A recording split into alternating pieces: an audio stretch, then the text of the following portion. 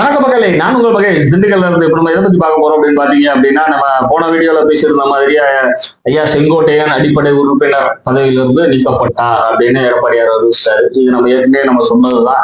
இது காலங்காலமா வரிசையா நடந்துகிட்டே இருக்க ஒரு விஷயம் தான். ஏன்னா எடப்பாடி முறைத்து கொண்டு வேற யாரும் எதிராக செயல்பட்டாவே அவங்க வந்து கட்சியில இருந்து தூக்கிடுவாங்க அப்படின்றது எல்லாத்துக்கும் தெரியுது.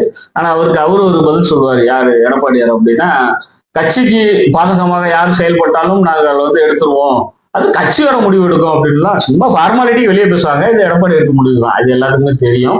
ஸோ இதுல இருந்து பார்க்கும்போது என்ன தெரியுது அப்படின்னா, எடப்பாடி வந்து நான் தான் அந்த கட்சி, அது ஜெயிக்குது தோக்குது அது வேற பிரச்சனை. இத்தனை ஆண்டுகளா ஆட்சியில் இருந்த கட்சி, பெரிய கட்சி, தமிழ்நாட்டுல பெரிய கட்சி, அதனால கட்சியோட முழு பொறுப்பு என்கிட்ட தான் இருக்கணும், ஆட்சிக்கு வந்தாலும் சரி வரலைனாலும் சரி அப்படின்ற ஒரு மென்டாலிட்டியில தான் முடிவெடுக்கிற மாதிரி நம்மளுக்கு தோணுது. இது பெரிய பின்னடைவு தான். தமிழ்நாட்டுல வந்து 2021 கமல்ல விஜய் வந்து கட்சி தொடங்கல. அப்படிங்க போகும்போது ஏடிஎம்கே டிஎம்கேக்கும் பயங்கரமான டஃப்பான போட்டியா இருந்துச்சு. ஓகே, ஆனா இப்போ விஜய் கட்சி தொடங்கினதுனால இப்ப அவருக்கு ஒரு சதவீதம் ஓட்டு விழுக்கும் இல்லையா, ஒரு குறிப்பிட்ட சதவீதம் வரும். அது டிஎம்கேல இருந்து வரும், ஏடிஎம்கேல இருந்து வரும். ஆனா பாத்தீங்க அப்படின்னா டிஎம்கேவுக்கு, அதாவது கட்சி தொடங்கல அப்படின்னா 2026 எலெக்ஷன் வந்து டிஎம்கேவுக்கு பயங்கர சாதகமா இருக்கும், 100% வின் ஆயிருக்கும்.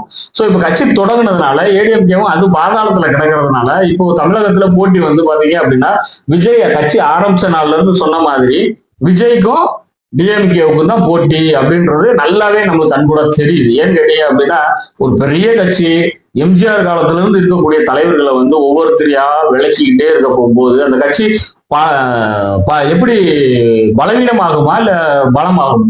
கண்டிப்பா பலவீனம் தான் ஆகுது. இது தூங்கிட்டு இருக்க ஆளை எழுப்பி கேட்டா கூட அதைத்தான் சொல்லுவாங்க.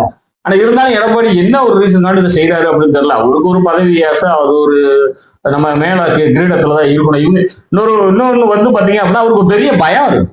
என்னன்னு கேட்டீங்க, யாராவது ஒரு ஆளை உள்ள விட்டா கூட சொல்லி முடிஞ்சிடும்.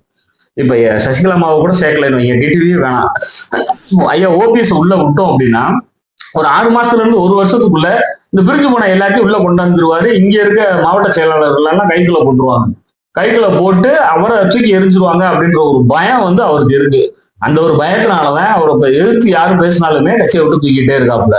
சோ இது வந்து தமிழ்நாட்டுக்கு ஒரு பெரிய இழப்பு தான் சொல்லணும். ஏன்னா ஏடிஎம்கே கட்சின்றது வந்து நான் தமிழ்நாட்டுக்கு ரொம்ப அவசியமான கட்சி, தேவையான கட்சி. ஏன்னா இந்த கட்சி இல்லை அப்படின்னா நம்ம மேல இருந்து எல்லா கட்சிகளும் தமிழ்நாட்டுக்கு வர ஆரம்பிச்சிடும். மேலன்னா நான் வடக்குல சொல்றேன்.